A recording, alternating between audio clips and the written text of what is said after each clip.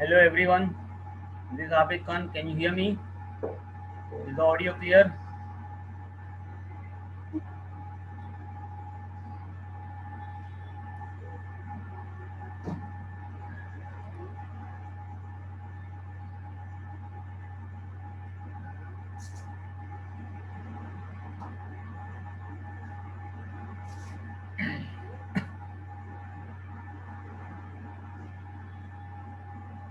Okay, so let's continue with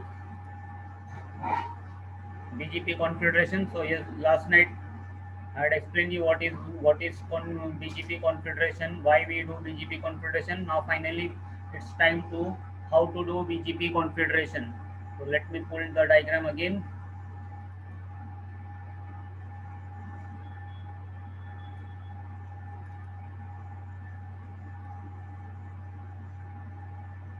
So this is the configuration. You have AS200. AS200, if you see, it is split into what? Smaller sub AS. R1 is in 65,000. Private AS number R2, R3, R4, they are in 65,010. R10, R11, R12, like that, they are in 65,030. R7 is in 65,000. So this is this collection of sub ASs under one common public AS. We call it as what? Confederation.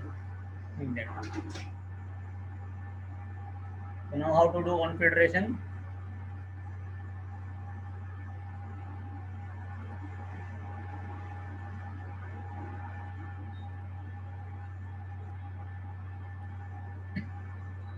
So let us start with, as I told you, for the outside world, this is what AS200. What you are doing, what we are doing inside, we are creating sub ASs, we are splitting logically, dividing our big, large public AS into smaller sub AS. This is all internal to AS200. Nobody on the on the internet will come to know that you have done confederation.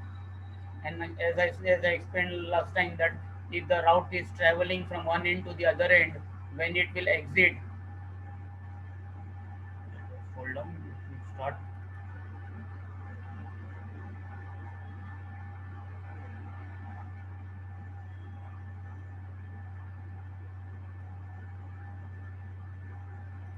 So if it exits, let's say over here,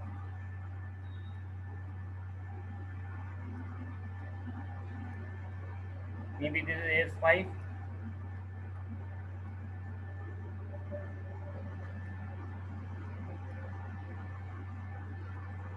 What will go along with the route? Only AS number 200. That means the private AS numbers will never go out on the internet because of this confederation. Okay.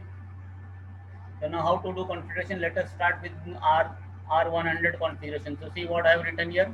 I say router BGP 100 and then neighbor R1. I'm just written here R1. Normally it should be what? IP address. This is just for to speed up the explanation. We don't put host name. We normally put what? IP address. So it is basically neighbor IP address of R1 whatever, and remote is 200. So if you see R100 things on R1 is in which is 200.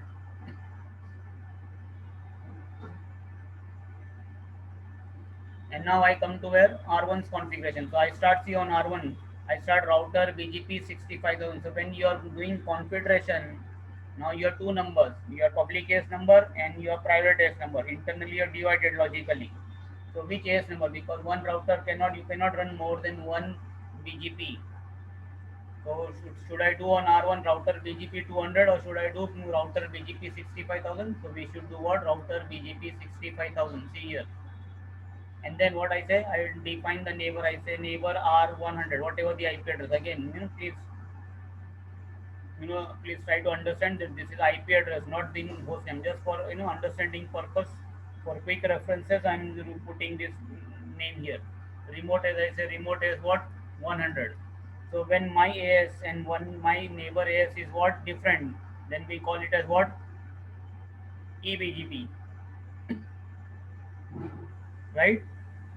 So when your AS is something and your neighbor AS is something, then we call it as what? We are doing eBGP peering. Now what will happen? Will R100 and R1, will they become neighbor?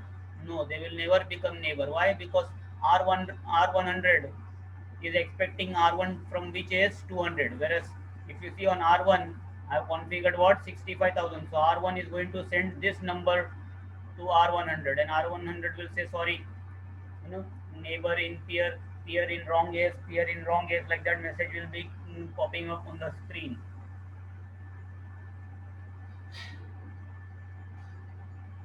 Mismatch. AS number is mismatched.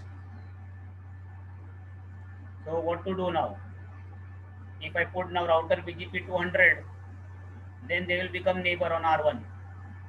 But we are doing configuration. In configuration, we have to configure what on R1? The private AS number. So this is where the first command of configuration comes. This is the first command.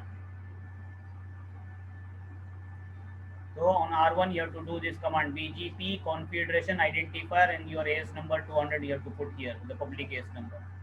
Once I do this command on R1, what does this command tells R1? It tells the R1, hey R1, if you have any eBGP neighbor, okay, if you have any eBGP neighbor, then you will send what 200 to that neighbor, to your eBGP neighbor. Don't send your private AS number. Don't send your this AS number. Send 200, because that is the AS number by which your eBGP neighbor knows you. So this is the definition. This is the first command in BGP configuration, and this command is like what mandatory. This command needs to be done on all the routers, because everybody should know that they belong to what now a confederation. Okay, so it's as good as what this command you do on all the routers. If you have decided that okay, you will be doing a configuration like that. Now next, we define what.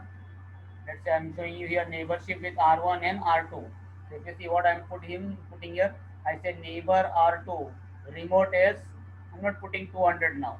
I'm putting 65,010. That means the real AS number of R2. Why? Because internally they know each other. Ultimately, this is whole one single organization, and they all have reachability through some IGP. There could be some IGP also. So you have reachability also. So this is ultimately single AS only. So that's the reason within the AS they will communicate using what private AS. This is the same like private IP addressing. In your LAN, the two devices will have what private IP address, and when they communicate with each other, they will communicate based on what private IP. But when these two devices go on the internet, their private IP gets natted. We nat the private IP to what public IP. So on the internet, everybody remembers them by what their public IP. But within the LAN, they know each other. All the devices communicate with each other using what private IP. So same way here also in configuration. Within the configuration, everybody is going to communicate using what their private AS numbers. So that's the reason I'm clearly telling here R1, this is your neighbor R2, he belongs to which is 65,010. And then this IP address of R1 will be what? What will be the IP address of R1? It will be a loopback IP, because this is ultimately internal. So everybody, you have IGP, because of IGP there is reachability. So even if this link will go down also, R1 can still maintain neighborship with R2. So that's the reason we do what update source loopback 0 command, right? Whenever you do loopback peering, we do update source loopback 0. But now what is this new command? The new command is what eBGP multi-hop. Why am I doing this eBGP multi-hop now command? Because now this time I'm doing eBGP, and in eBGP, am I using the neighbor's directly connected IP address? No, I'm not using the neighbor's directly connected IP address. I'm specifying the loopback IP address. And since it is loopback, I'm telling eBGP, hey eBGP, this neighbor is multi-hop. Why? Because if you remember, I already told earlier, in eBGP, the neighbor IP address has to be what? Directly connected.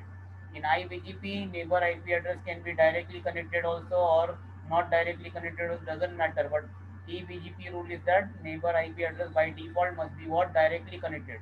So whenever you are doing loopback peering for eBGP, we have to tell eBGP. The command itself is see, it is eBGP multi-hop. So we are telling R1, this neighbor R2, eBGP multi-hop. It is a multi-hop. not directly connected. So whenever you do eBGP peering using loopback, if you simply do remote as an update loopback 0 command, it's not going to work. Neighborship won't get established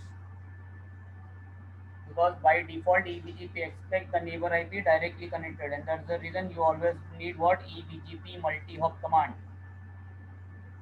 So clear guys. So many people they know this command that eBGP you have to do for eBGP multi-hop. But why? Because by default eBGP expect the neighbor IP to be what directly connected.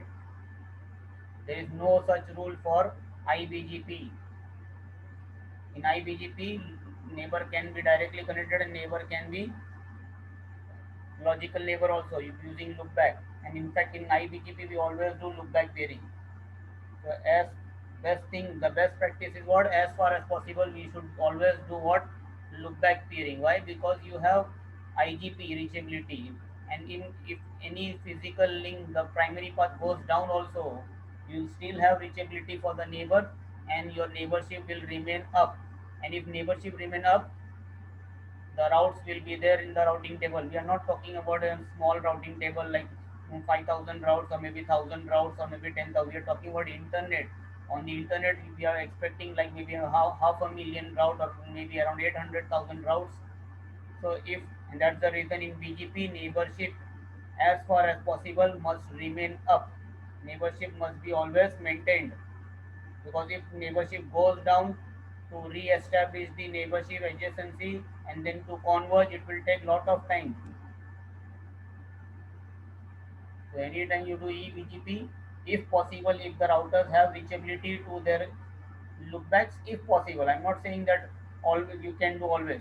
If reachability is there, then you should go for loopback peering in eBGP. But IBGP, you'll always have reachability. Done.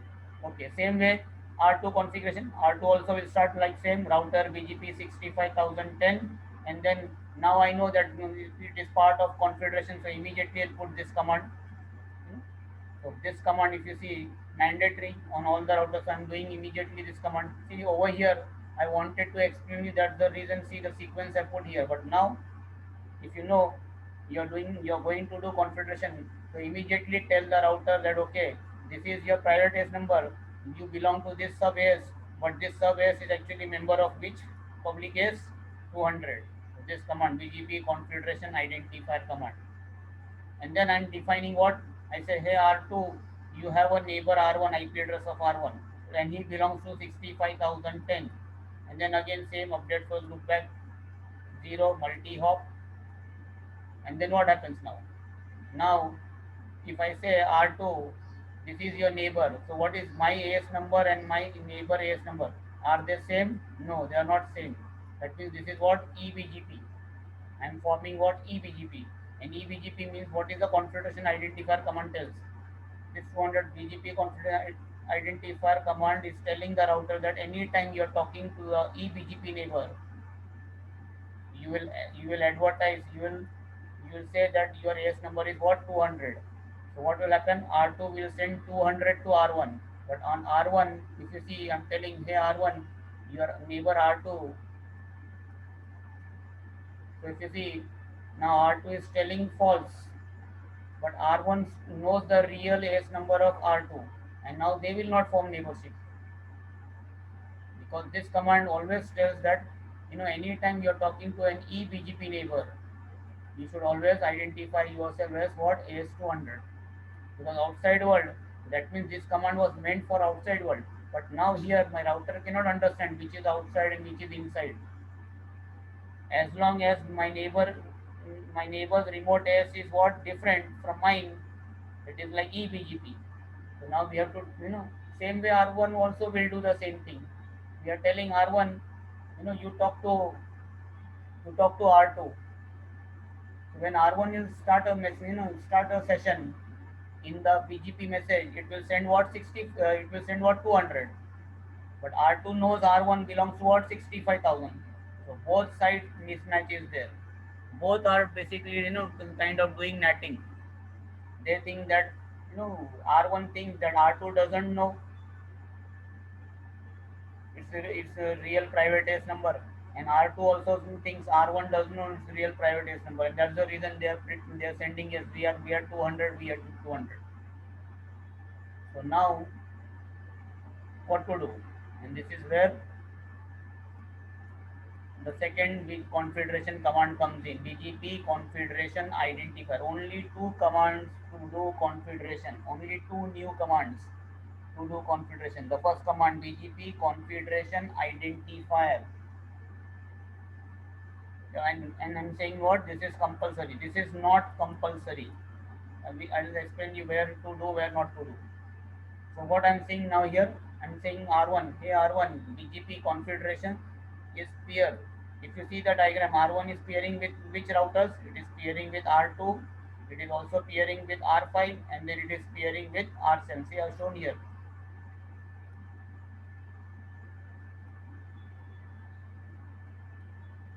So wherever I have written E, that means R1 is pairing with these three routers, and they are in which is 65,010, 65,020, and that's the reason in one straight line I'm telling R1 this, you have peers.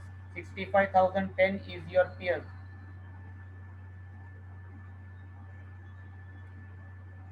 65 to 20 is also your peer, and 65 100 is also your confederation peer. That means when you are talking to this any neighbor from this peer, then you can talk with your real private AS number. And same way if you see on R2, as per the diagram, R2 is pairing with whom?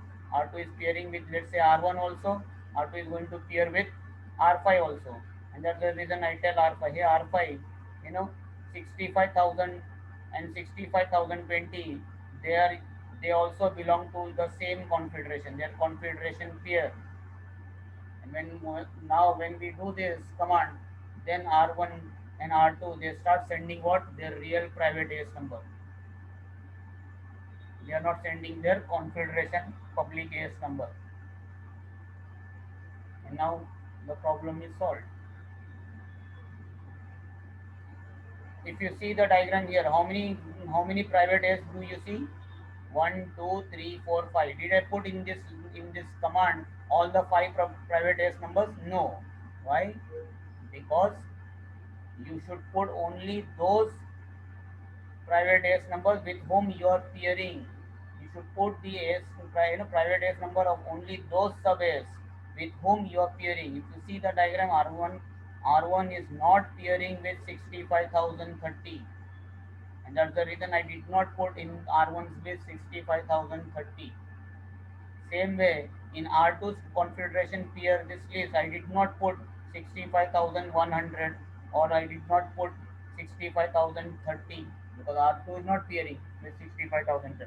Yes, on R3 I will put 65,030, on R4 I will put 65,030. Same way between here, R12 I will put 65,020 and over here I will put 65,030. So according to the diagram, according to the AS number, wherever you see pairing between the two sub AS, then the configuration command should come. If you see this diagram now, R17, see this router, and you see this router. Are they pairing? Are they pairing with any other sub AS? No, they are not pairing with any other sub AS. So do we need the configuration pair command on this R15 and R17? No. But what about configuration identifier? Yes, configuration identifier command you should do on all the routers, because then that command tells that okay, you are part of the configuration. Okay, right now maybe you don't have neighbors with other sub AS, but still consider yourself to be part of what? Confederation.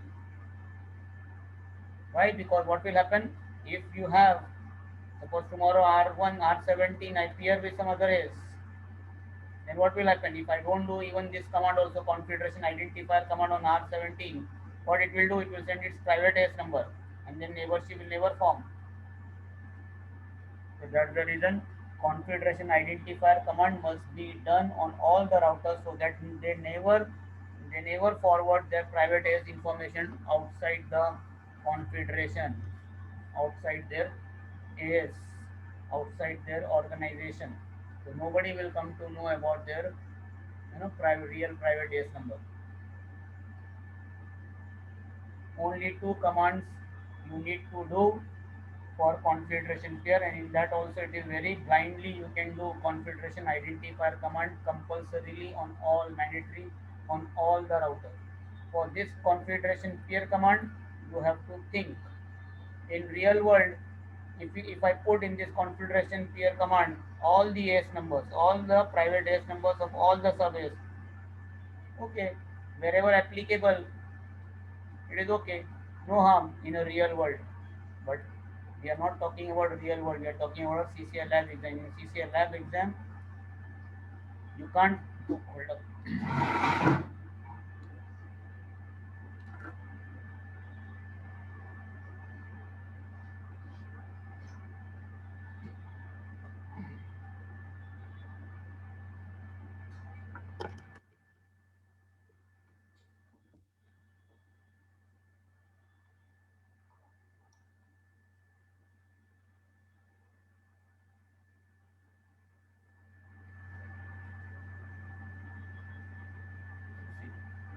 In CCL lab exam, you cannot put unnecessary extra commands.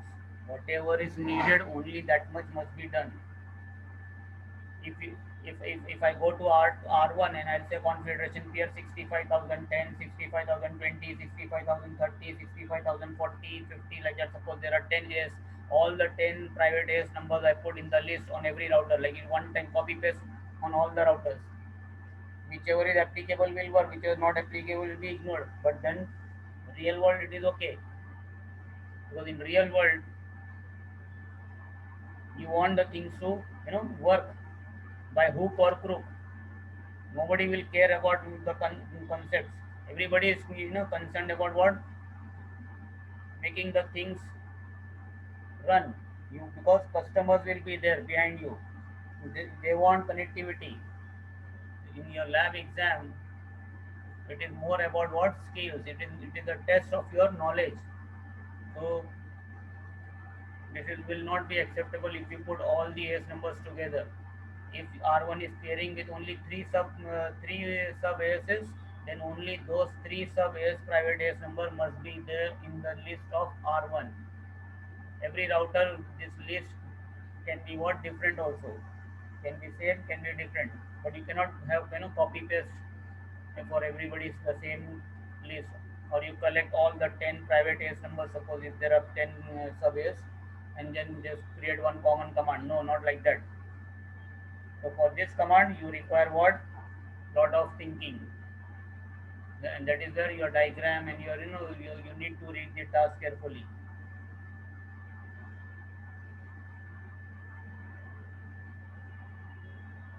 Okay, clear? So only two command you need to remember, and both the command, if you see, they start with what, BGP confederation. So you just need to remember BGP confederation, and then you have two options, identifier or pair.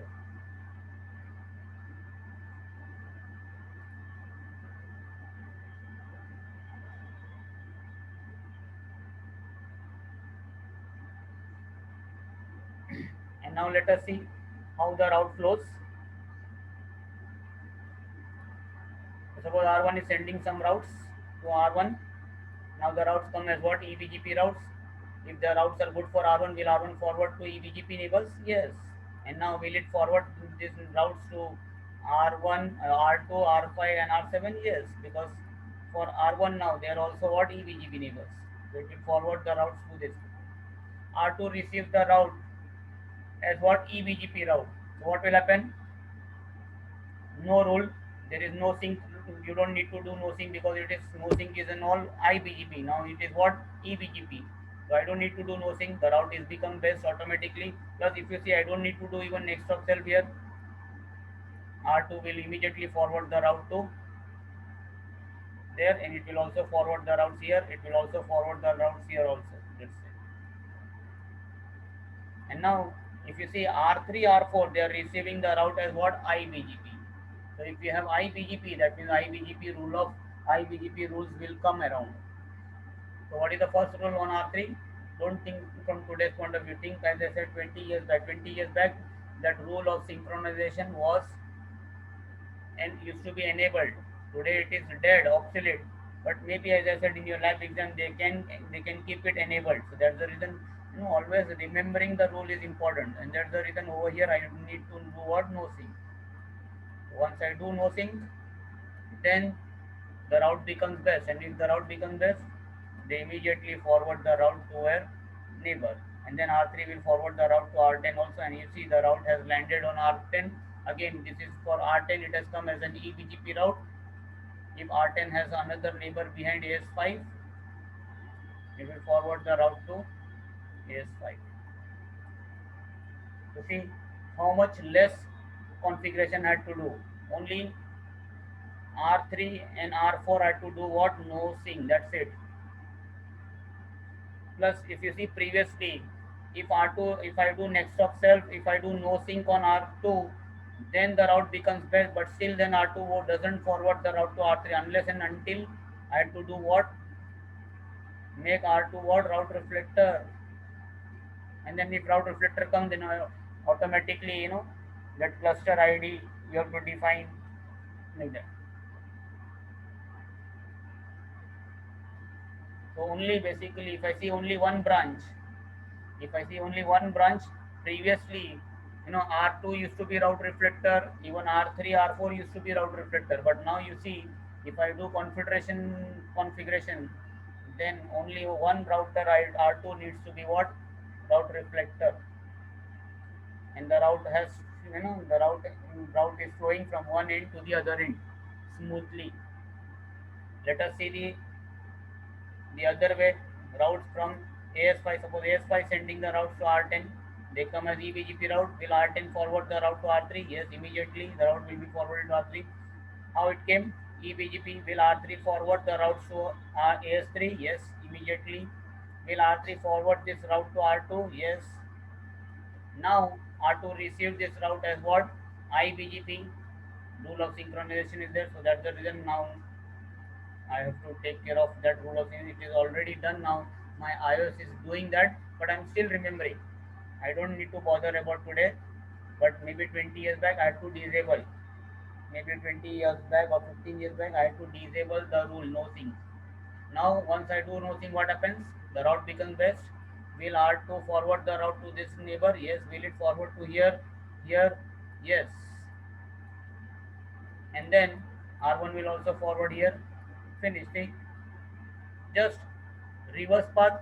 I just needed to do what? No sync. Why not I have to do route reflector? Because R1 is R1 R2 is already route reflector, and R3 is already a client. So if you receive route from client, can you give the routes to non-client? Because R2, R1 and R5, they are like but normal neighbors, non-clients. First of all, it is not like that also now. Okay, because this is IBGP and these are eBGP. For eBGP, there is no split horizon, so I don't need that also. But now, what happens? Will R2 forward the route to R4? Will R2 forward the route to R4? Yes, it will forward the route if I make R2 as route reflector. That already done. So if you see, just reverse path, you have to do only one command on R2, that is disable no sync, and the route flows from one end to the other end both ways smoothly. Just we are doing only neighborship. That's it. So this is the benefit of confederation. Please try to understand. Confederation does not mean that 100% elimination of IBGP, because IBGP depends on how you configure these sub ASs. If you see here 65 to 20, you have basically here four routers. That means these are all IBGP neighbors. You have here three routers IBGP neighbors. So wherever you will have IBGP rules will come in, and you need to satisfy the IBGP rules. Then only the route will flow. So clear guys, this is confederation. BGP configuration. If you do, how to do, why to do, always already explained you. And now I have also demonstrated how the routes will flow from one end to the other end.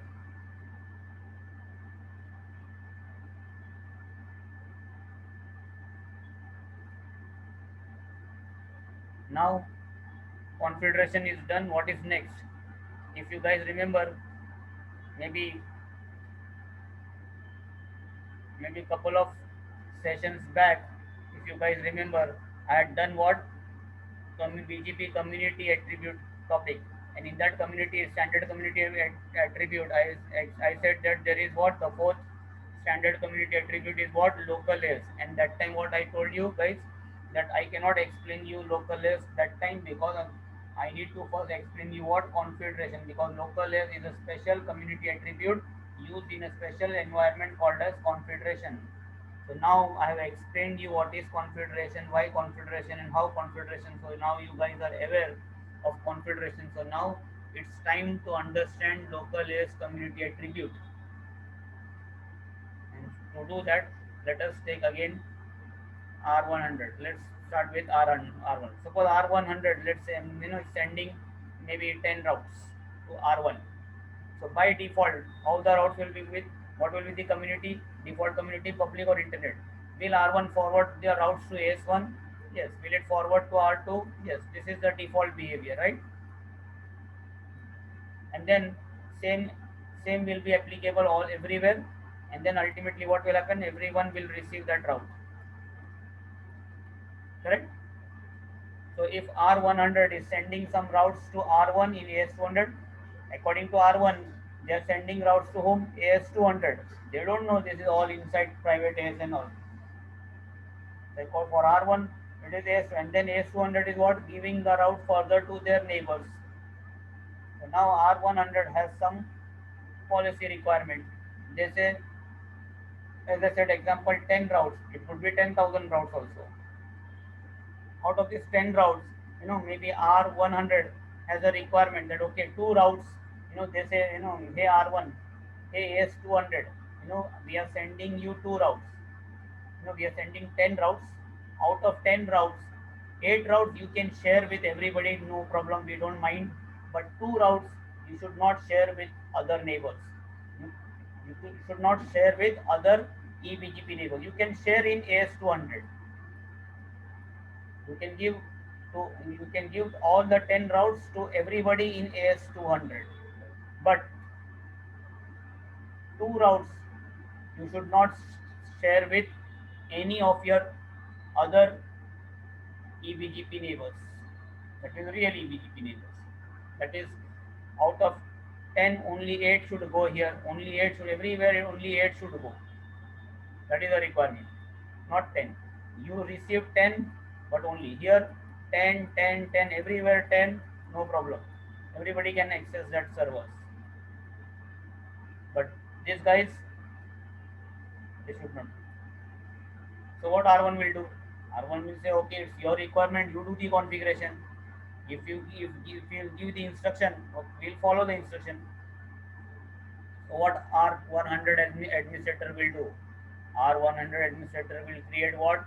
An access list, identify those two routes and create a route map, match those two routes by that access list, and then set what attribute sorry, which attribute R100 will put on those two routes.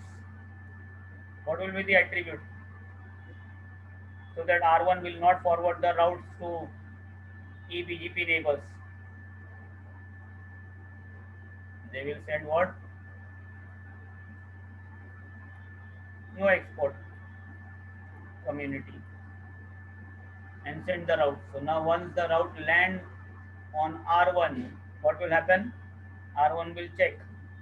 Okay, 10 routes it is checking, 8 routes no instruction.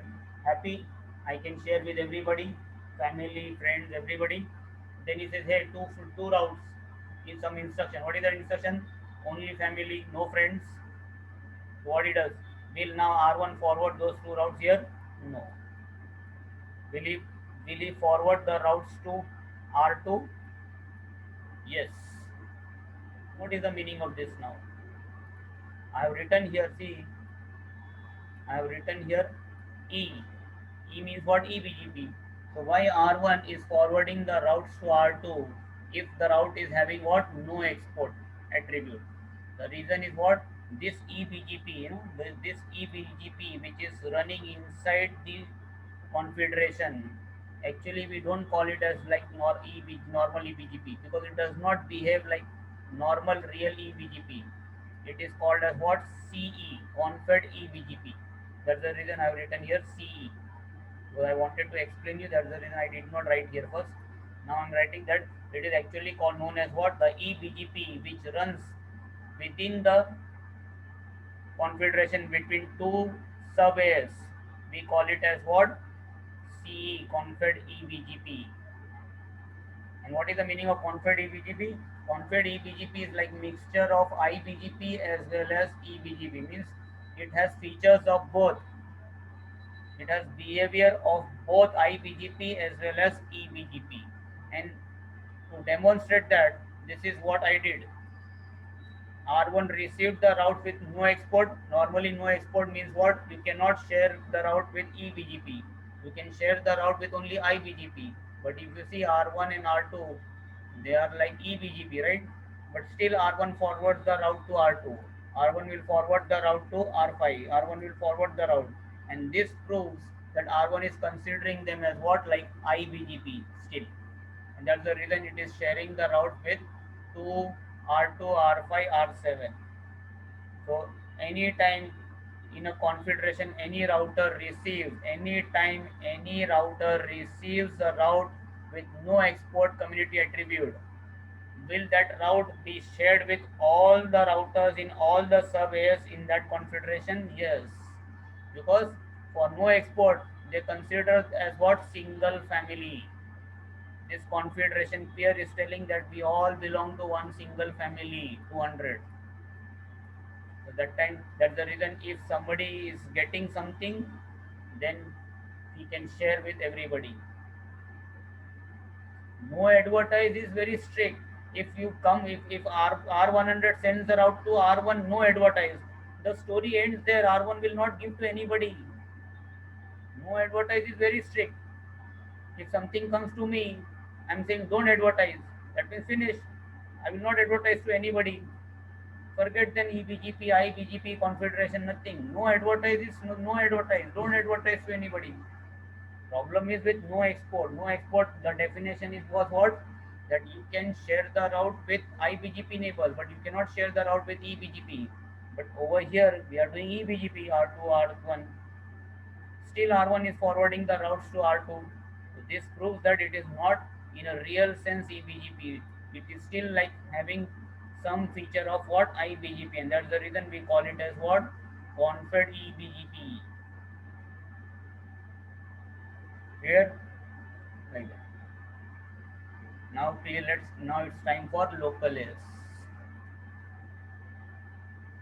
Sometimes there could be a requirement. Let's say now R1 has a requirement. Okay, R1 has a requirement. What is his requirement?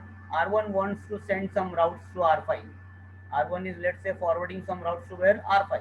R1 might be forwarding same routes to where? This guys also. R1 might be forwarding the routes to this guys also. Okay, but while sending the routes to R5, R1, we have what? Some outbound policy.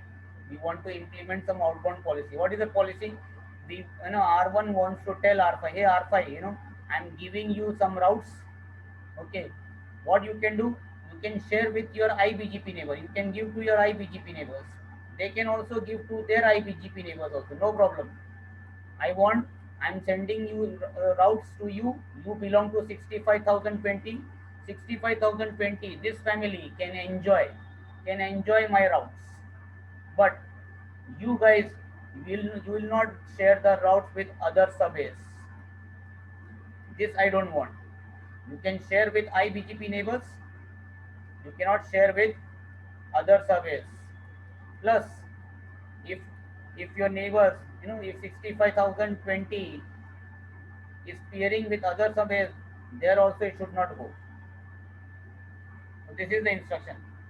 This is the requirement of R1. This is, I'm say R5, I'm sending you routes. See that you don't forward these routes to real eBGP neighbor. That means R5, see R5 is real eBGP neighbor here, AS10. That means R5 should not forward this route to real eBGP neighbor, nor it should forward the routes to neighbors in other sub-AS, but can share the route with only its own sub-AS neighbors. Within the sub-AS, it can share. That means IBGP it can share. This is the requirement. If this is the requirement, if you don't want the routes to be shared with real eBGP neighbors, you can share the route with IBGP neighbor. Normally, what we do, no export. So suppose here, if R1 sends the route with no export, let's say, I'm just assuming, let's say we don't know about no local S. So if I send with no export, what will happen? Yes, R5 will not send the route to its real eBGP neighbor, right? It will forward the route to R15, R17. Yes, it will forward the route. Will they forward to R16? Yes. But will R16 forward the route to its real outside neighbor? No. But will R16 forward the route to R12? Now this time it will be what?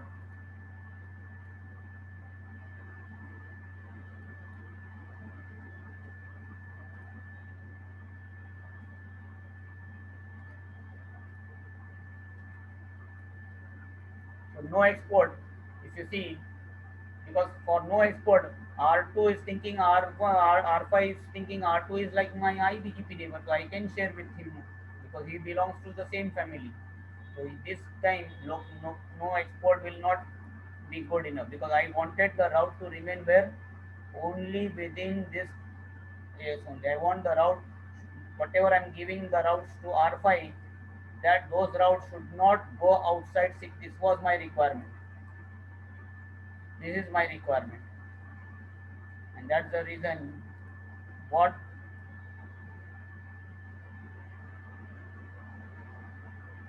R1 will do. R1 will send the routes to R5. Now this time which community attribute it will attach? Local is, and send the routes to R5. And now when R5 receives the route, it will check the route for instruction. If the route is good, it has to forward. Before forwarding, it will check what is the instruction, local is. If it is local is, will R5 forward the route to real eBGP neighbor? No. Will it forward the route to its confed eBGP neighbor also? No. Other surveys also it will know. Will it forward the route to its IBGP neighbors? Yes. Will they forward the routes to their IBGP neighbors in 65,020? Yes. Will R16 forward the route to its eBGP neighbor in other sub AS? No. Will R16 forward the route outside the AS, real eBGP neighbors? No. This is the meaning of local AS. The route, if you send the instruction local AS to some other neighboring AS, then it will remain within that AS only.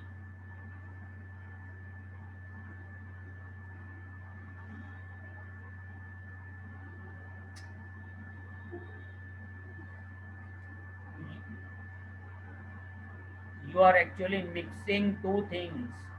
That was neighborship.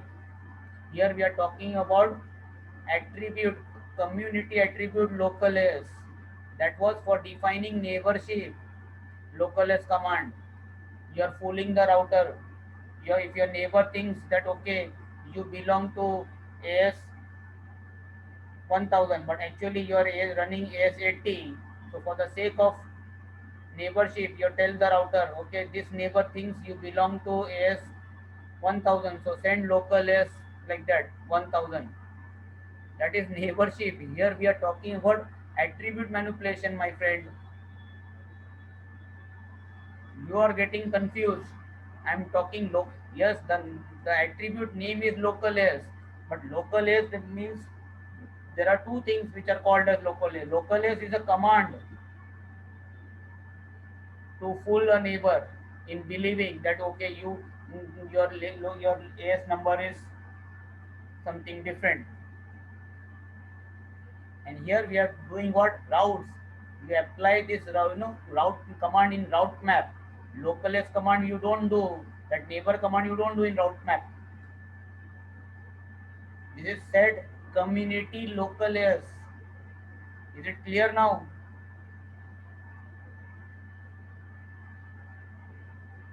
You are mixing two different things. Okay.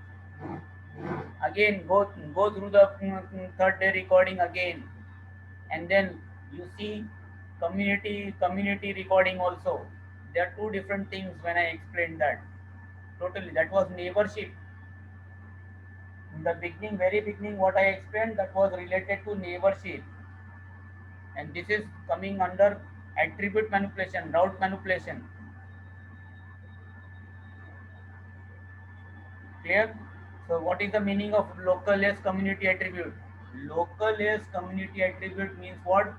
Routes with local S community attributes cannot be shared with whom? Real eBGP neighbors, nor they can be shared with neighbors in other sub-AS, but can be shared with neighbors within your own AS, that means iBGP neighbors.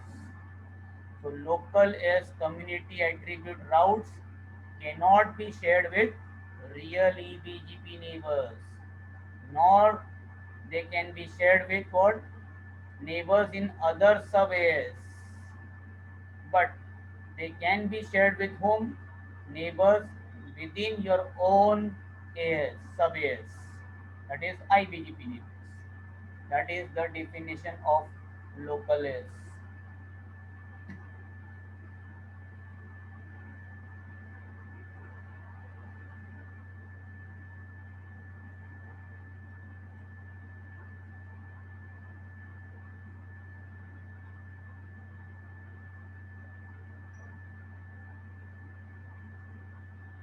Clear? So that is what I said. When the time will come, certain topics, you know, you cannot explain any time.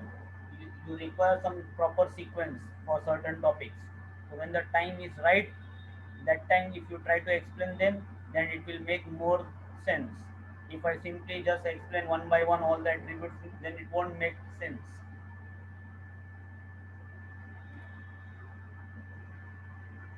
So now configuration is over.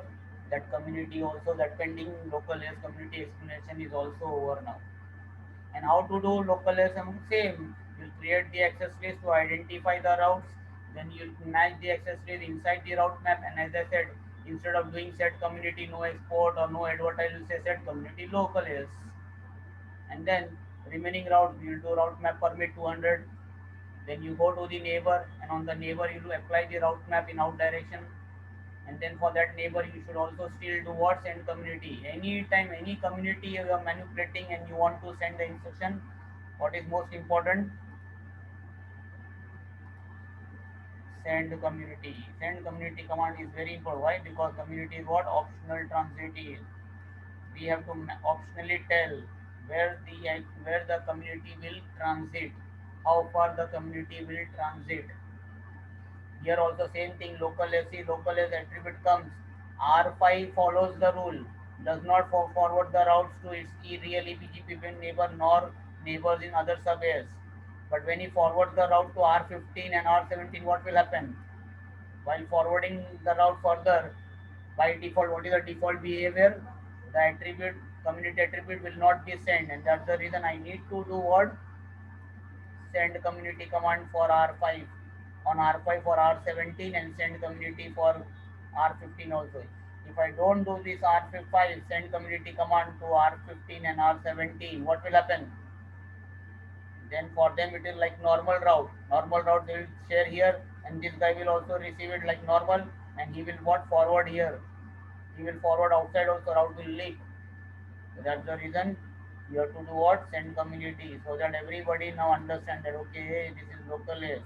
Local S, since it is local S, R16 will say okay, I'm not going to share with real BGP, nor I'm going to share with this guy. Send community is very important. We specify, we dictate how the community will transit from where to where. Optional transit is. If we don't specify, Okay, the attribute won't go further. Maybe according to your requirement, you don't do also. There's a written, real environment in the lab also. Send community command where needed should be done, where not needed, don't do.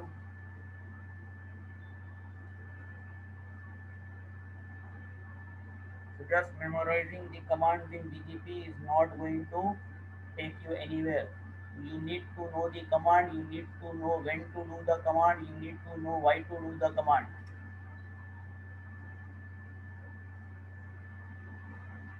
And that is what is my purpose, to explain you different scenarios, to explain you, why we are doing this command, when we are doing this command. First, I always define what I explain that okay, this is my requirement. So according to the requirement, the configuration must be there.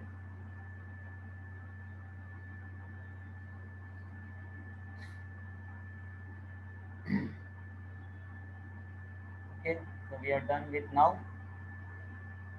configuration and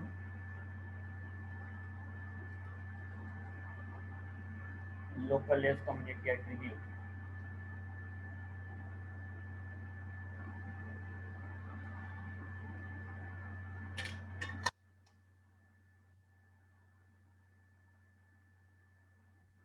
So this is done. Now what is left in the agenda? We have come to the concluding topic in the agenda, and that is what? Route filtering. One of the very important topic in BGP also.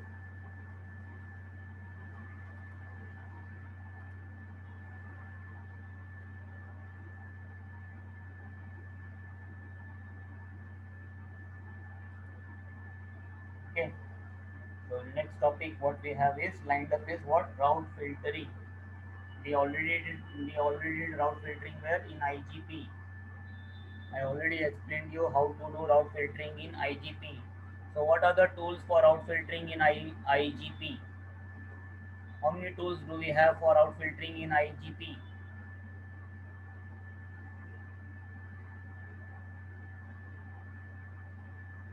Can somebody type and tell me how many tools?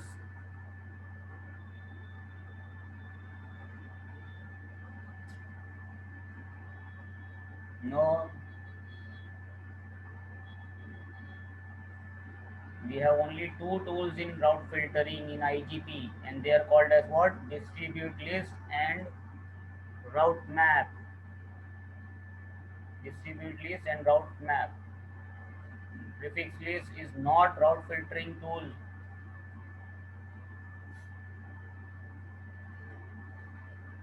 So in IGP, I explained you, I already shown that table kind of thing that I said, okay, you have two tools, distribute list and route map, and in IGP you also had what?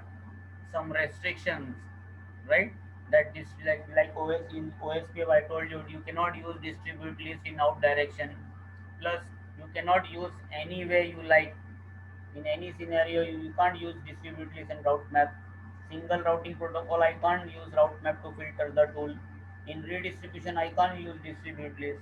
So in IGP, you have those two tools for route filtering, and you also have some limitations with those two tools. Now we have seen so far that in BGP, BGP is always doing something differently compared to IGP. Take example, this last topic what we did, aggregation, summarization. In IGP summarization, how many behavior? Only one behavior. After summarization, only summary will go by default. Default behavior of IGP summarization is what? Once you summarize bunch of routes, so that bunch of routes will never be advertised further. Only the summary will be advertised further. But in BGP, we have seen that there are two behaviors. If I do simple behavior, simple route aggregation, what happens? The summary will be sent plus specific routes also will be sent, like that. Then I have option summary only. So when I say summary only, then only summary will be sent.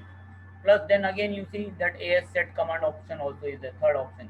That if I don't do AS set, then the summary will look like a new route for the neighboring AS. and the neighboring edge will not come to know that this this summarizing router or this summarizing edge, they're summarizing whose routes, loss of edge path information. So if you see summarization compared to IGP summarization was quite bigger, the conceptually. Everything happens in BGP like best path selection you take. IGP only two criteria, AD and metric. That's it. And anytime any of this criteria becomes equal, load balance. If AD is equal, if AD is equal, what you do? Check metric. If metric is also equal, load balance. But in BGP, what is it? Anytime you're comparing one parameter, if it is equal, forget that, check next. Keep checking next. As long as you find the if the comparison is equal, keep checking, keep checking. The same way route filtering also now. What BGP says, if IGPs they can do route filtering by using distribute list and route map, I can also do route filtering by distribute list and route map. But IGPs they have restriction in BGP distribute list and route map no restriction. That means you can use to do inbound filtering also. You can do use outbound filtering also. Any tool,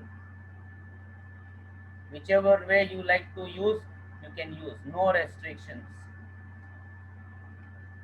Hmm. And in route filtering in BGP, it is what per neighbor because ultimately neighborship is what explicitly defined.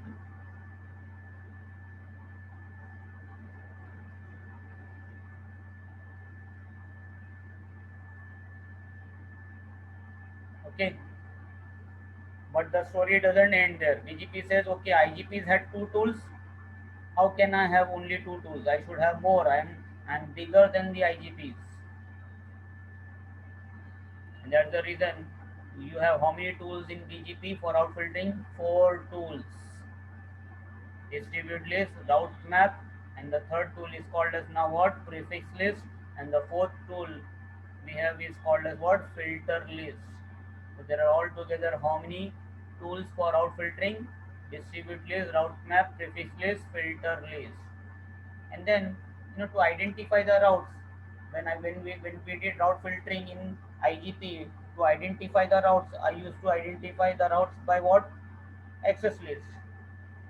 Now you know can we do, and in that time somebody told me that sir, what about prefix list? So I told that when we'll do BGP route filtering, that time I'll explain prefix list. So now the time has come to explain prefix list also. So to understand the route filtering tools in a better way, instead of just talking like that, I'll show you some basically like a table, like a table kind of thing, so that it becomes easy to remember. Because if you have three four tools, then which tool to be used when, how it is to be done, how the routes will be identified, lot of confusion can be there. So let me pull a diagram for you guys. And this is the tool, the BGP route filtering tool: distribute list, route map, prefix list, and filter list.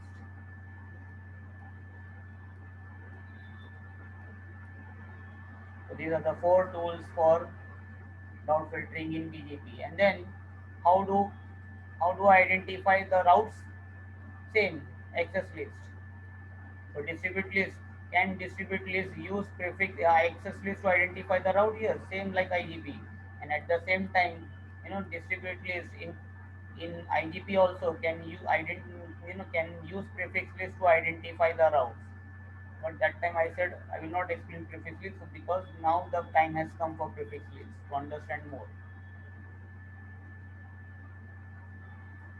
If you use prefix list to to as a route filter, if you use prefix list as a route filter, then to identify the route you need what? Prefix list only.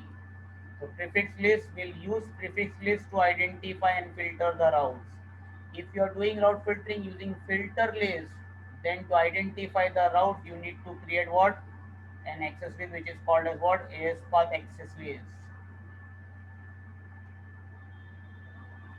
If I see route map, you know, route map is the best tool to do route filtering. Why? Because if you see route map to identify the route, can use ACL also, can use prefix list also, can use AS path access list also. So everything comes under route map. Plus, what is the second another advantage of route map? Route map we have been seeing almost like 1 week. You have been seeing route map now. What is the purpose of route map in BGP? Very important use. Route map is used for what? Attribute manipulation. So route map does two things. It can be used for attribute manipulation also, and at the same time route filtering also. And whenever I was doing attribute manipulation, I was always telling that you should always put permit statement in the end, because if you don't put permit statement in the end, what, whichever routes you are trying to manipulate the attribute, those routes will get permitted and the attribute will change. Remaining routes will get denied. Why? Because route map is a route filtering tool ultimately. It has implicit deny in the end. So in the exam, if they ask you to do route filtering, okay, they say okay, they give you some task, some scenario. They don't mention how it is to be done, which tool to be used. That means, I suppose you can do it with distribute list also, and you can do with route map also. Same thing. Never use distribute list, because it is considered as what? Primitive and simple in BGP. And moreover, as I said, you will maybe if you have IGP, and in IGP you always use distribute list. There is always option for distribute list. That's the reason route filtering in BGP, they will never ask you to do filtering using distribute list again. So never do route filtering using distribute list. Yes, it is a tool, but it is considered as what? Primitive, obsolete, or simple tool in BGP. So when they don't specify how it is to be done, your best solution will be what? Route map. Why? Because route map, if you see, not only does route filtering, it can also change the attribute of the routes which which were permitted. Suppose, as I said, there are 10 routes. Let's say, let us take this topology. Let me take my topology back.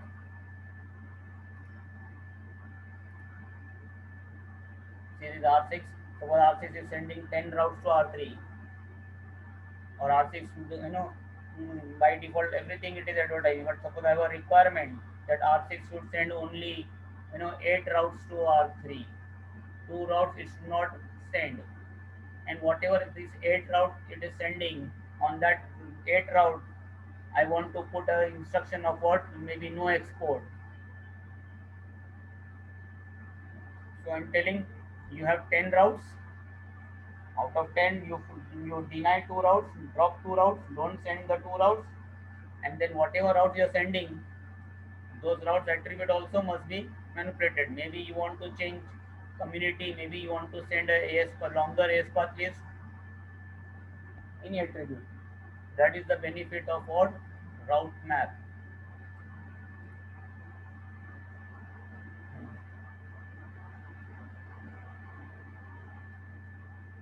In the exam, if they say okay, you have to do route filtering using prefix list, then you cannot do with route map.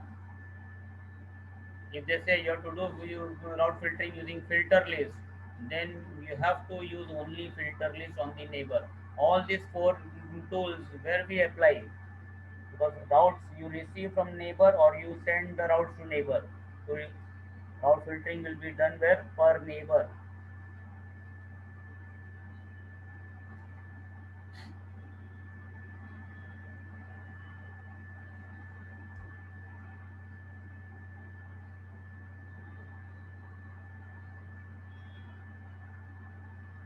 Okay, so let us now, to understand all these tools in a better way, let us do some practical MC. Let us have some task, and then we see how to do that task. Right? Let me keep my diagram on the left side.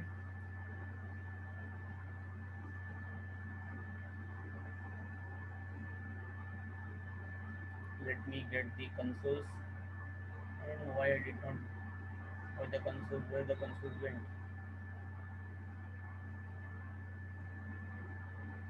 R1, R3, R4, R5, 6, 7, 8, 9. Okay, good. Okay, no problem. Even if R2 is not there, so no issues. So let us take R6.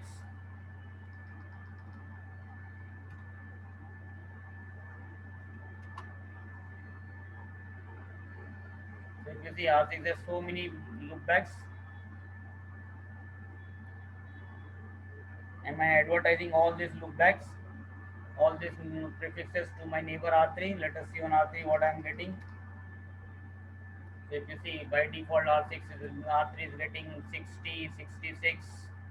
You know, how do I know if this route belongs to R6? Just see the number next to the origin code, whatever when origin code is where on the right side of the output. So wherever you see the number immediately next to the origin code, that means it is the originating. So if you see here also, so these are all the routes. And if you see only 200 is there and 60, 66 is there. But on R6, if you see, there is also a loopback 220 also is there. Why this is not getting advertised? Maybe I'm not advertised. So let us see show run pipe section BGP of R6. So possibly I did not advertise in BGP. That's the reason it is not getting advertised. So BGP will not advertise any routes on its own. And if you see there is no network command for 220. Okay, let me quickly put this route also. Router BGP 6 network 220, sorry, 220 dot, where is it, 1 dot 200 dot 0, 220 dot 1 dot 200 dot 0. Okay, then mask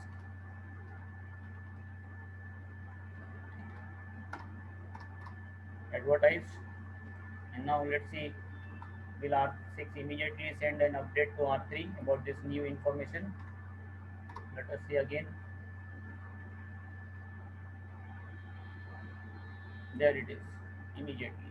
And if it comes here, let us check on R9, because if something is visible on R9, that means it will be visible everywhere, because ultimately if you see the diagram, R9 and R6, they are far, they're farthest away from each other. So if something is reaching R9, it means it must have come through all these routers.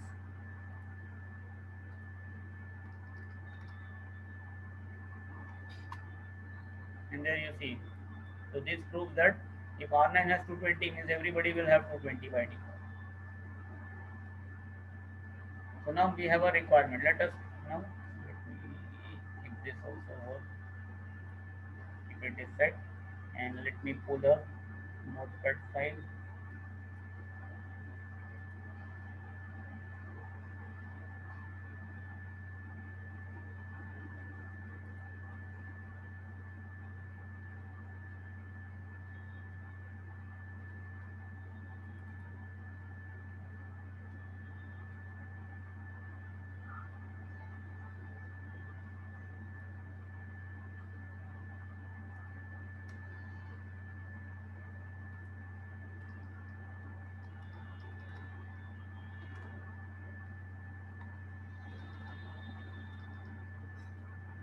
So let us take first a simple task.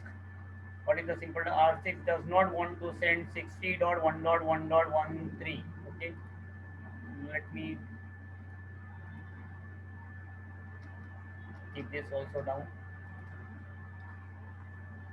So that simple requirement. First simple, let's start with simple filtering. R6 task 1. Let us name it as what, task 1.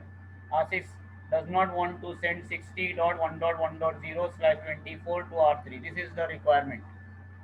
This is the prefix which R6 does not want to advertise to R3. By default, if you see 60 is on R9, means it is naturally it will be on R3.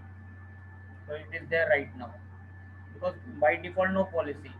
Whatever once you have network command or whatever you learn, you share with your neighbors. But now requirement comes. What about remaining routes?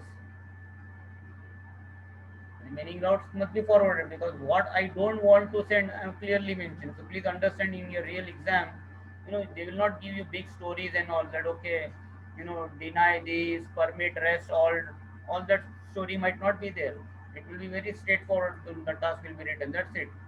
So don't go to the proctor and say, okay, see the task says R6 should not send this route to R3. What about the other routes? It is not mentioned. Not needed because what I don't want, by default I'm sending everything. So out from everything I don't want this to be sent. That's it. Clearly, explicitly I'm telling what need not be sent. So that implies that everything else must be sent. So what to do now? Quickly. First, let me save this on R6 so that it will be there.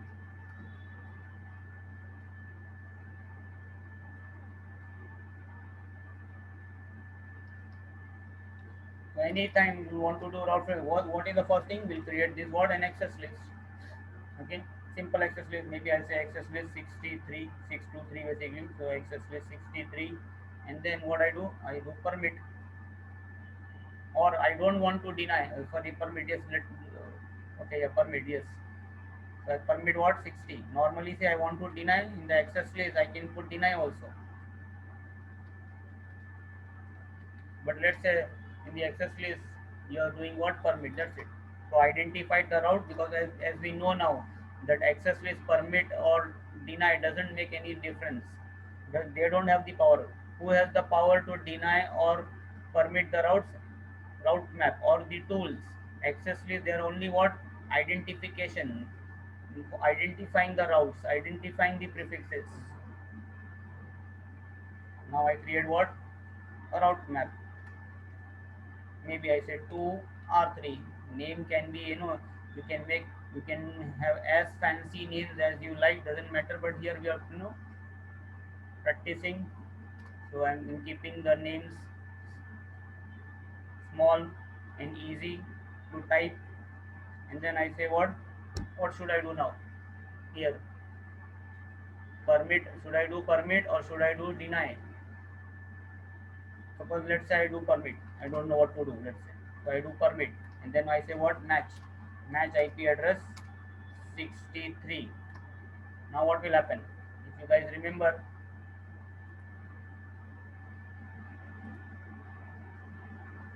what I had, if you, when earlier also I explained when we are doing route filtering in IGP, whatever every access list has what two different types of statement will have two different types of statement. Some statement will be permit statement, some statement will be deny. Sometimes deny will not be visible. You see here I created only an access list with only one statement, but there is an implicit deny in the end. So this deny is still there here. So I did permit 60. So what I said that time, whatever access list permit, this 63 access list belongs to which sequence number?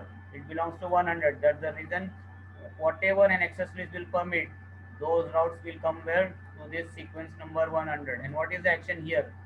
The action is what? Permit. So what happens basically? This 60 route gets permitted. What was the requirement given to you? The requirement was what? 60 should not be forwarded. Rest all must be forwarded. And now what happens to this deny routes? Deny routes will go where? Next sequence number. Did I create any next sequence number? No. So since I did not create any next sequence number, what happens? There is implicit deny. So what happened? All the remaining routes they get denied. That means whatever requirement was given, actually I am doing what? The opposite of the requirement. You are told 60 should not be forwarded, and now 60 is getting forwarded. They said everything else must be forwarded. We are doing everything else denied. Why this is happening? This happens if my concept of access list and route map relationship is not clear to me. That's the reason this is not good. So I did wrong because to explain what I should have done, what was my requirement? 60 should be denied. So exit. Let me remove that this thing again, and now I create again the route map, and I say 2 R3. I will say deny 100. Route map 2 R3. I say deny 100, and then I say what, match IP address 63. Now see the relation. And since I've created a route map with the deny statement, in the end I should always have what, permit statement, because route map is like access list.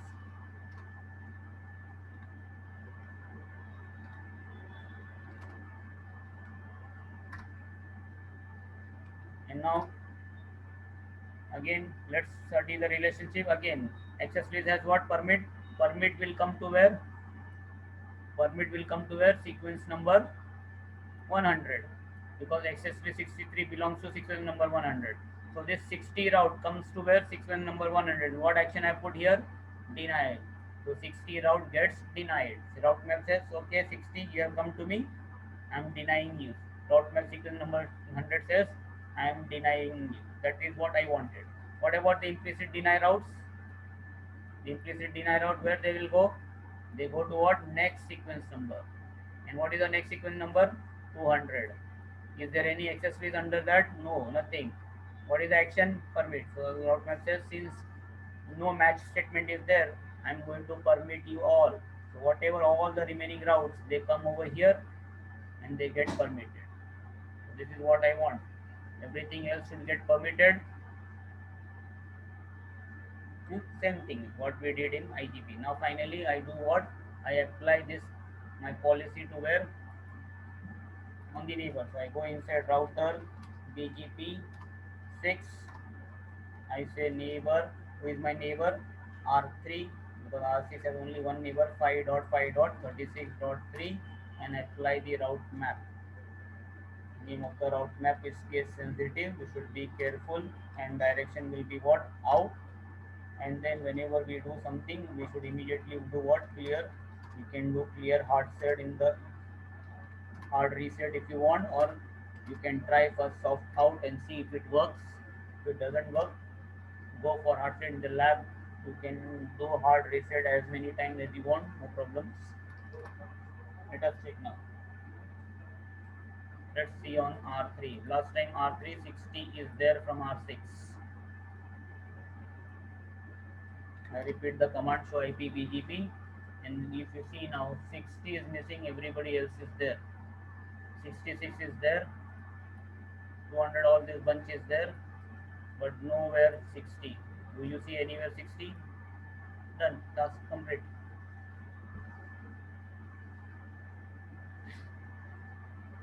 Good. Okay. Now same task remains same. Okay. Let me put this again. I copy this.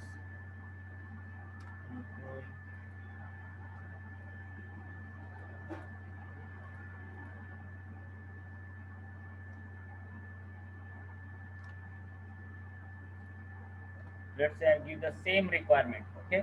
I'm giving the same requirement, but now I follow it with what? A new some constraint. And what is that constraint? See, the constraint is coming now. See, the constraint has come.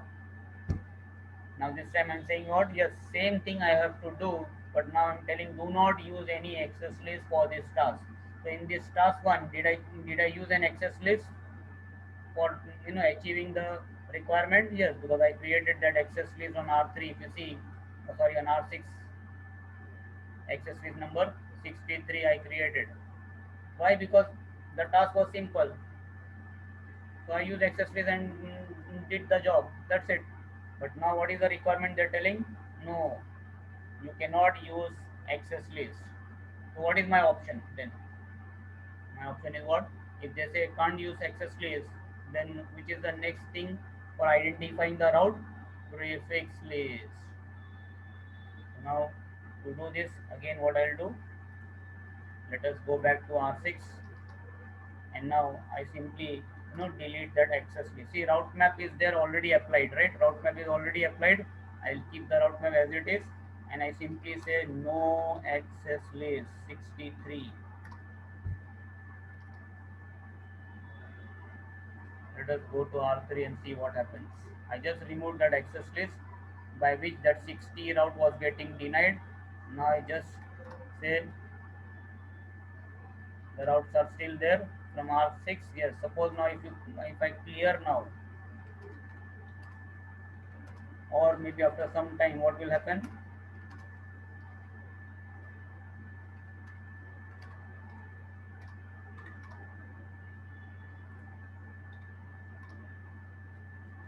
If you see now, everything from R6 is gone.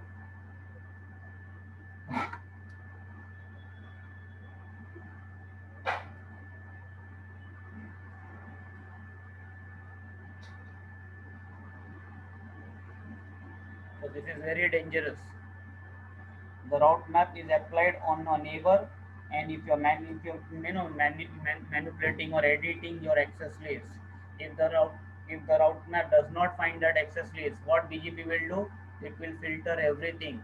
So now if you see, nobody will have AS6 routes, because if R3 does not have, nobody on the internet, previously everybody was having only 6. Now nobody will get those routes, gone. So you have to be always careful. Never apply a incomplete your policy route map on a neighbor. Whatever, whether access list or prefix list, first define the access list, prefix list, create the route map properly, then finally apply. Just to show you, I purposely kept this here like this. Okay, so access list is gone. We can't do access list. So what is my option? Prefix list. Now how do I create prefix list? The command to create prefix list is what? IP prefix list. So I'll say IP prefix list. Then what? Then the prefix list has what? A name. And how the name can be? The name can be like route map, alphanumeric. Can it be only numeric? Yes, why not? Let's say I write, I'm sending routes to home 623. I want to do route filtering from where? Router 623. So I can write like this also. See, I'm going to write. Then what is next? Sequence number. Like route map has default sequence number 10, 20, 30. Access list has sequence number 10, 20, 30. So similarly, prefix list also has this sequence number concept. What will be the increment? What will be the first default sequence number for prefix list? Anybody knows? If somebody knows, please type in. Like for route map access list, it is 10, 10. 10, 20, 30 it goes. Na? First default starts with 10, and it can increment by 10. What about prefix list sequence number? If I don't specify prefix list sequence number, what will be the default sequence number? The default sequence number is 5. And what is the increment value? The increment value is also 5. So it always starts with 5 and it keeps on incrementing by 5. But then, as I said, no, you are practicing when you are configuring, you develop your own style. You don't keep dependent on it. This is a lab exam. Please understand. This bootcamp is not your CCA written exam or your CCNP online exam written exam. This is a real lab exam. Real exam is like practical. So in the practical, they don't care about sequence numbers and all. So as like my practice, I will always have what? I'll always, like in route map also, I will always use 100, 200 like that. So here also I'll use the same style. IP prefix list 6236 sequence style, and then I like route map, like access list. Prefix list also has what? Permit. Which route I said permit? Same. And then what is the benefit of prefix list now? You don't need to have wildcard mask. Straight away you say /24. In access list, I have to do what? 0.0.0.255 for specifying /24 mask, wildcard mask. For some people, wildcard mask is not easy to calculate. So this is very easy. No need to even type in dotted decimal. Done. Prefix list done. But is it applied in the route map? No. So what I need to do? Do show run section 2R3. I'll just type the name of the route map 2R3. So we'll see that 2R3 is there.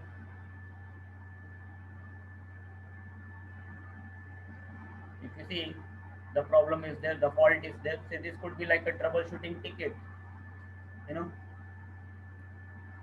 what you find, prefix list is created, but over here in this route map, the command it is matching what an access list, and this access list is what not existing, and that's the reason it is this route filtering is not working. So what I need to do, I need to correct this.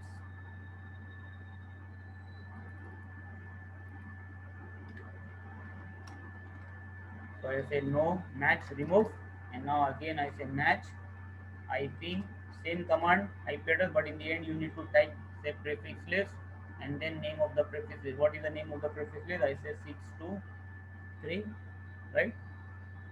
Did I create access list 623? Yes, prefix list. What about permit to 200? Yes, because if you have deny statement in the beginning, permit 200 has to be there. So rest everything same. Just instead of access list, I replace it by prefix list. That is what was the task. Simple. Refresh.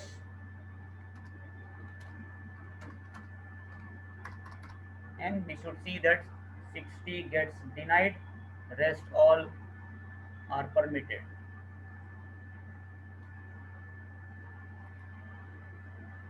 Last time nothing was there. Why? Because route map was applied and route map was looking for an access list number 63, which I already denied. Now again, and now you see 66 is there but no 60. What about that bunch of 200 routes? They are also there, everybody else is there. So did we achieve the requirement? Yes, whatever requirement was given to us, we have achieved the requirement as per the constraint. Did I use access list for this task? No. So if I can't use access, if they say don't use access list, what you'll do? You'll use prefix list to identify the routes. That.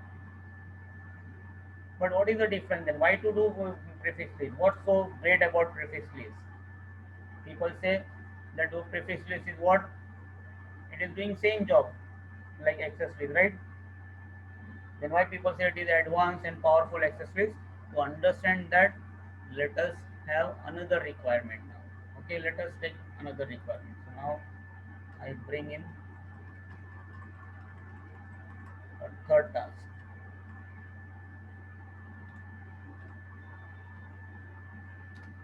So task 3 now. What is the task 3? It says R6 requirement is what? R6 does not want to send any routes whose first octet is 200 to R3. This is the requirement. R3 does not want to send any routes whose first octet is 200 to R3. Again, maybe that maybe that constraint is there. Let's see. But first we'll see can we do this by access list. Let us see can we do this by access list. Let's say I just give this much only. I say R6 does not want to send any routes whose first octet is what 200 to R3. Okay. So can we do this with access list? Let us see. But to understand this, what is the meaning of this? Let me pull a diagram for you.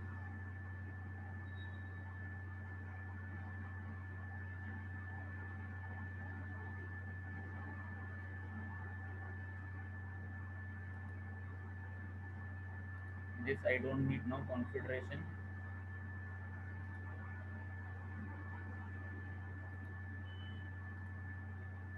Configuration also I don't need.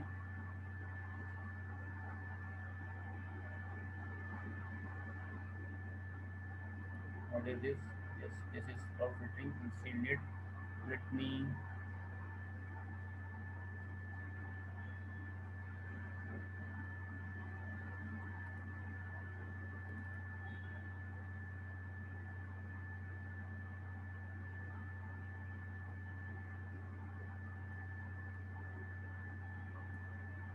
so we have to consider see now what is the requirement. Let's assume that R6 is sending how many routes? Maybe 1000 routes to R3. Okay, how many total routes R6 is advertising to R3? Let's say 1000 routes. Different. In this 1000 routes, there are some routes whose first octet is what 200, and like that, how many routes are there? 400 out of 1000 routes, there are 400 routes whose first octet is what? 200. See over here, 200.5.7.0/27, 200.1, 200 like that. 220? No. There could be 185, there could be 210, 170. So altogether, out of 1000 routes, how many routes are there? 400 routes are there. Now, can we do this task by normal access list? Yes. See, very simple access list, because this is a very simple requirement. I said deny, I say access list 20. I say deny 200. Then I say what? Second octet, third octet, fourth octet, 000. And in the wildcard mask, what I say? 0. First is 0. That means what? Match. Match the first octet. And 255 basically in the wildcard mask means what? Doesn't matter. Did not match. Second number means what? Second octet can be anything. Third octet can be anything. Fourth octet can be anything. So 0.255, 255, 255. And then for permitting remaining routes, what I do? I said access list 20, permit any. So with this statement, will all the 400 routes will get denied whose first octet is 200? Yes. What about a prefix list now? Can prefix list also do the same thing? Yes. If access list is doing the job in one single statement denying 400 routes, then prefix list we call it as what? Advanced powerful access list. So it should also do that same job. So let us go and see now on R6. Okay. So if you see now, I have done what? Prefix list permit. Let us do now with deny. They are telling deny all routes whose first octet is what? Okay, so I still, now this time what will happen? I want to deny this prefix list. So that's the reason I need to put what? No. Again, is this prefix list part of some route map? Yes. And is this route map applied on a neighbor in BGP? Yes. And if you delete the prefix list or the access list, what happens? The route map looks for the prefix list or access list, doesn't find. In that case, what will happen? Again, everything will get denied. The router stops advertising everything. So as I said again and again, in a real environment, you should not do this way. Other what best thing will be what? Maybe you create your configuration in some notepad, and then best is what? Copy paste. But anyway, we are learning. So now this time I'll start with what? A new prefix list, let's say. Or the prefix list is just new prefix list name. So I say IP prefix list. Maybe I say, deny 200, because the name of the prefix list can be what? Alphanumeric. So I say IP prefix list deny 200, then sequence number, as I said, my practice always, and then I say what? Deny. Which route I want to deny? I say 200.0.0.0, and then I say what? /8. That's it. What is the meaning of 8? First 8 bits. Whatever this IP address is there, 200 is was first octet. One octet is equal to 8 bits. So I say match 8 bits. That's it. And now what about the remaining route? Remaining route we want what? Permit. So is there an in access list, in prefix list also implicit deny? Yes. So prefix list is like access list, only it is what? Advanced access list. So it also has implicit deny. So same like access list route map. If you start a prefix list with a deny statement in the beginning, in the end you should always have what? Permit statement. So what I will do? I will say IP prefix is again deny 200, sequence number. Let's say I keep 200, and then permit. How do I permit now? What is the syntax for permitting everything? In access list it is what? Simply word permit any. In extended access list we do what? Permit IP any. What about here? I do what? 0.0.0.0/0. Enter. So suppose this is the syntax. Now let us see. Now this prefix list which I've created with what? Deny statement first and permit. So now my route map can't have deny, because again the same relationship. Prefix list and access list same. Whatever prefix list will permit will come to the sequence number which contains the prefix list in the route map. And route map, if you see, do show run. Let me do show run for the route map section. What is the name of the route map I did? 2R3. Let's see that route map now, and let's try to, you know, establish the relationship between the prefix list and the route map. So, is your prefix list like an access list? Yes. Will it have two types of statement? Yes, deny and permit.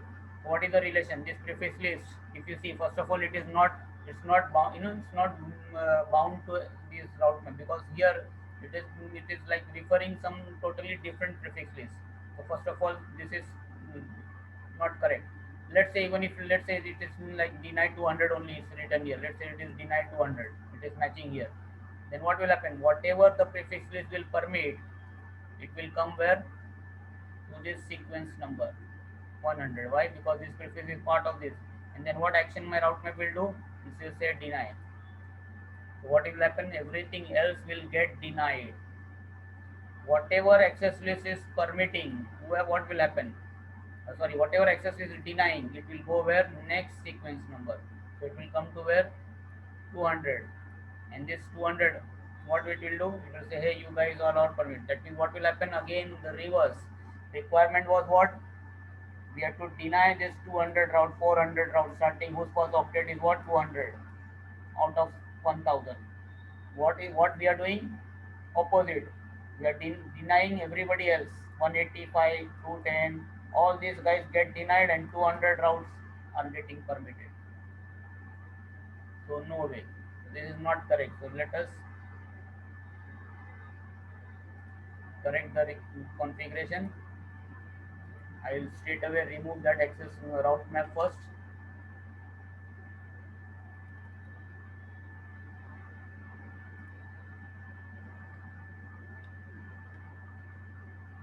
And we need to redefine the route map.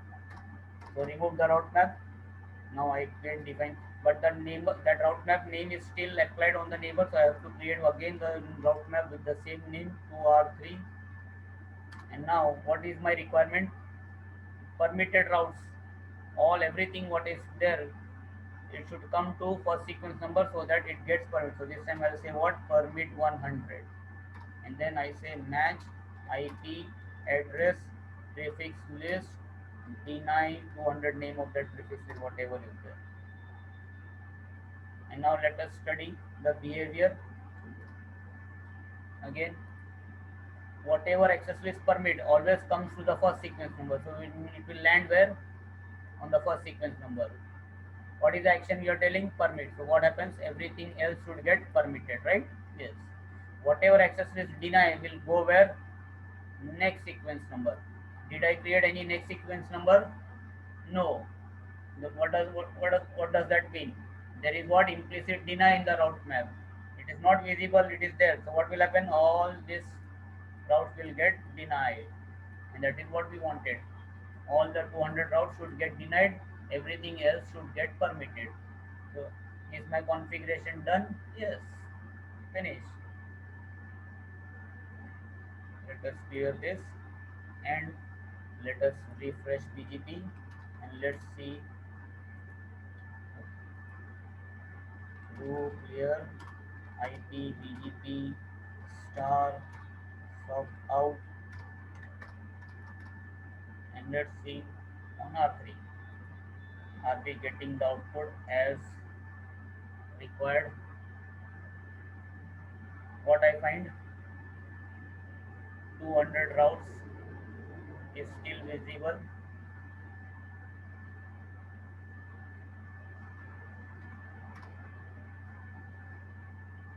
So I refresh R3 table. What I find?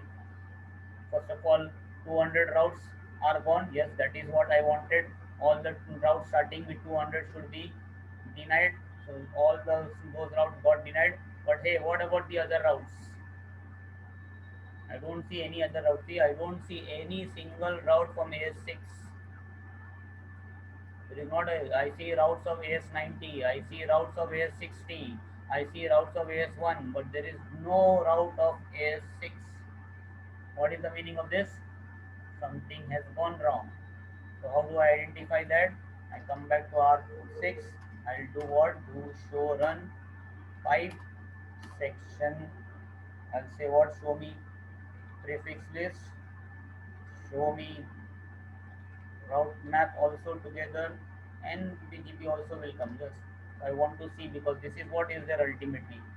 Route map and prefix list is going to do the job for me. I'm telling our router show me both.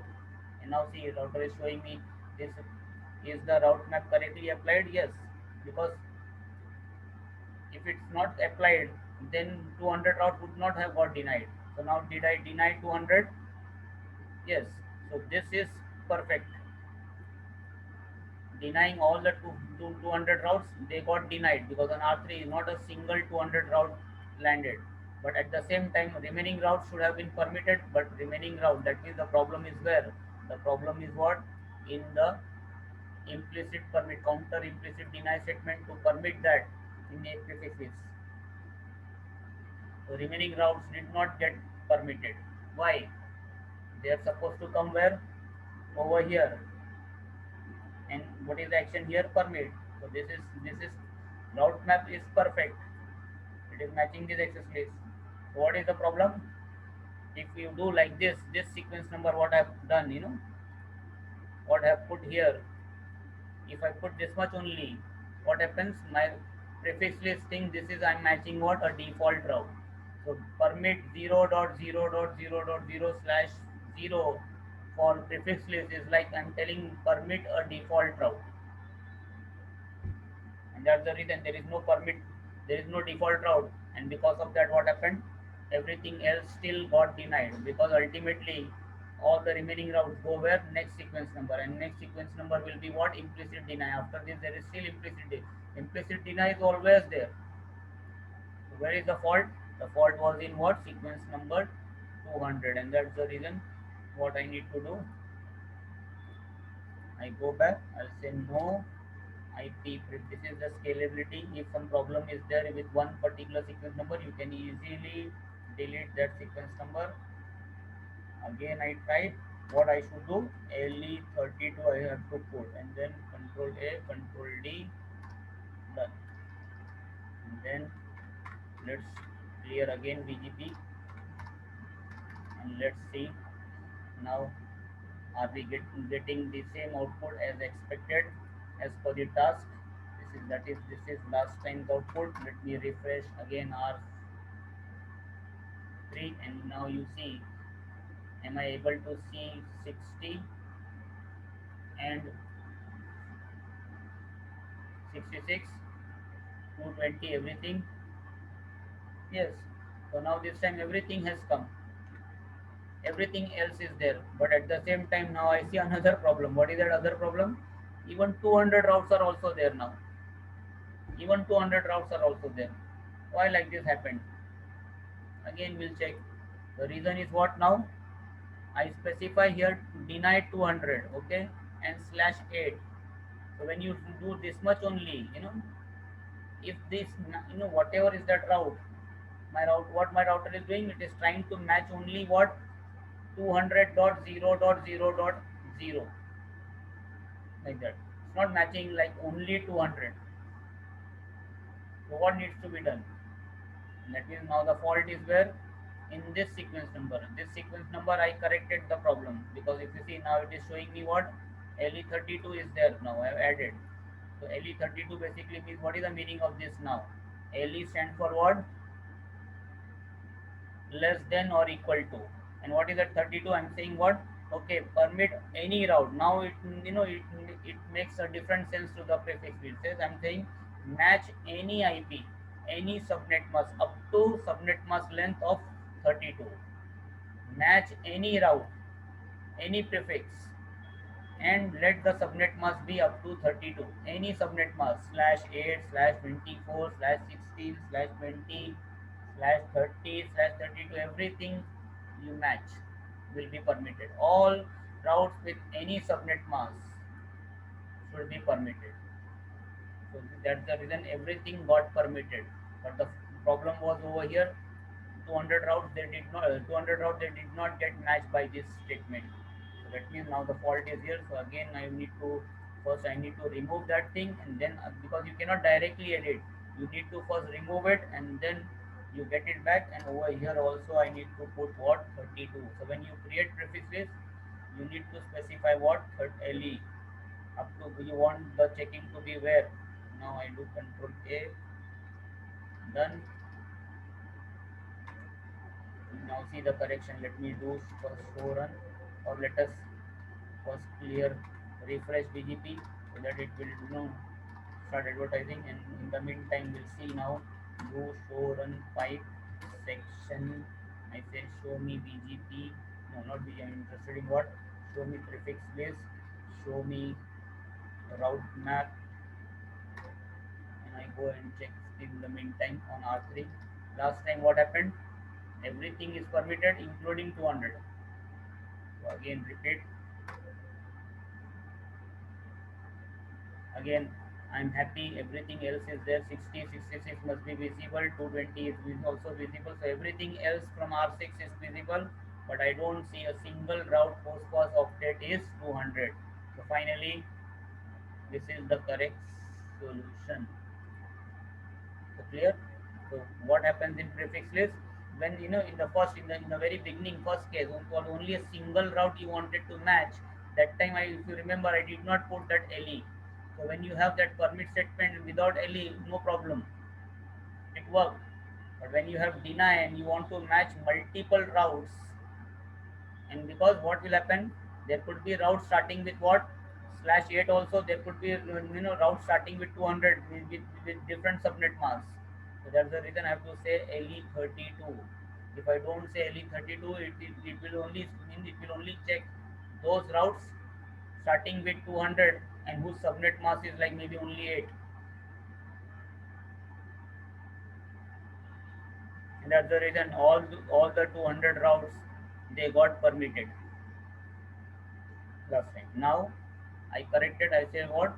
Okay, deny all routes whose starting is what 200. First octet is what 200, and let the subnet mask be anything up to 32. Less, it is telling less than or equal to. Actually, it is means what? Maximum up to 32. Check up to 32. Check everything. Permit every route with every subnet mask. Any subnet mask up to 32.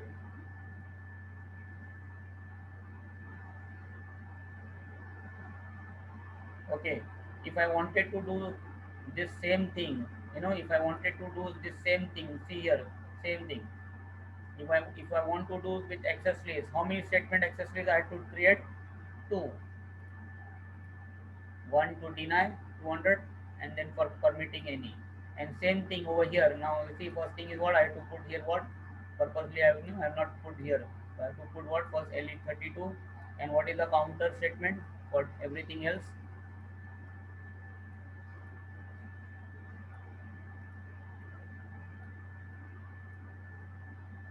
And here also I need to put what LE32, right? So this was the solution. See, this is the solution what is there here.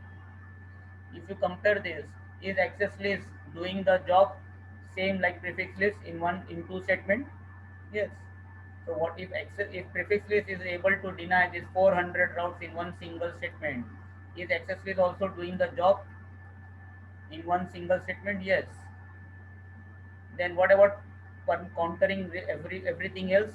If you see access list configuration to counter everything else, it's so easy. Just permit any. But over here, if you see, if you guys remember, when I did not do LE32, everything else was denied. That means plus here also I have to now put LE32 here.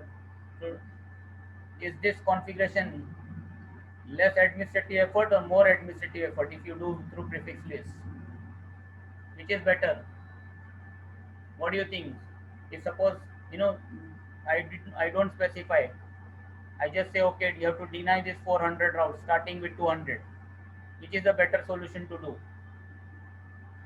Access list is a better solution or prefix list is a better solution now? If you have a choice, like you can do access list or you can do prefix list, no problem. You will see everybody will prefer what? Access list. Why? Because it will take less time. In your real exam, if they don't specify how it is to be done, and if it can be done by access list, do it by access list. Don't try to do it by prefix list. In your real exam, do it by prefix list only when clearly told, explicitly told. If I tell in the in the requirement,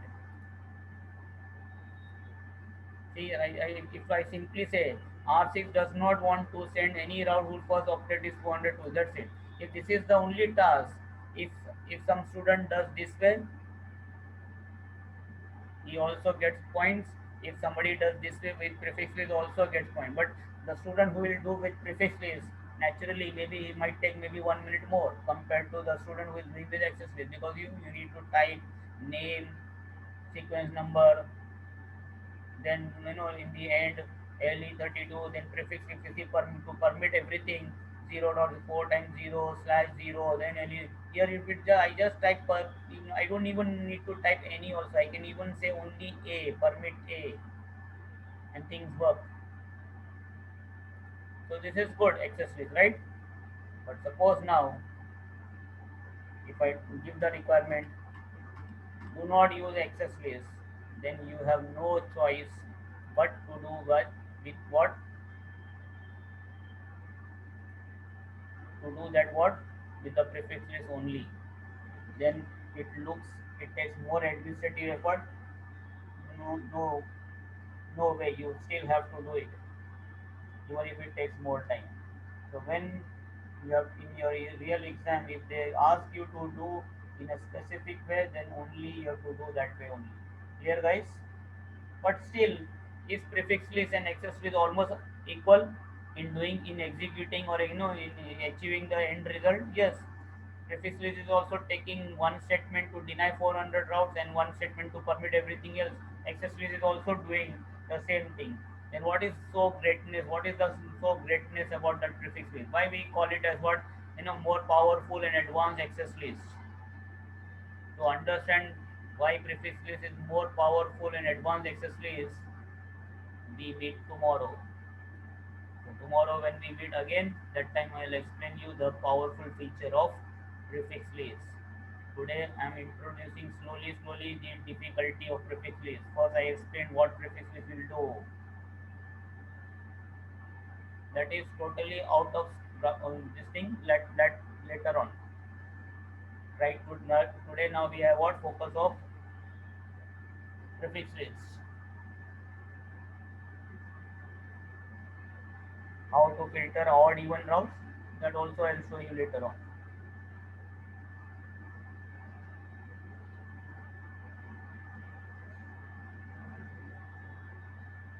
So clear, guys, prefix list. So almost similar to access list. So,